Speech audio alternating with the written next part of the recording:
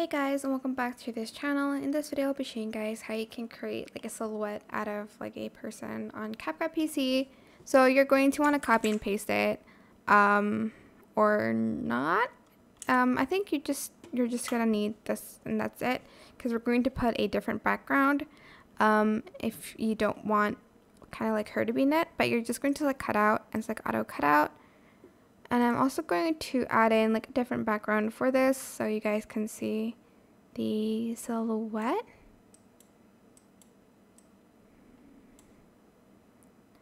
Select the person, go to adjustments, and you're going to do exactly what I'm doing. Turn the brightness all the way down, turn the contrast up, and then put the highlight down and put the shadow down as well, and also the illumination. You're going to then go to saturation and put it to the left side. You are then going to right click, create compound clip, and you're going to do the same thing, and that's it. Well, you don't have to mess around with anything else. You can just simply mess with the brightness and the contrast. As you can see, put the contrast up to 50 and the brightness to -50.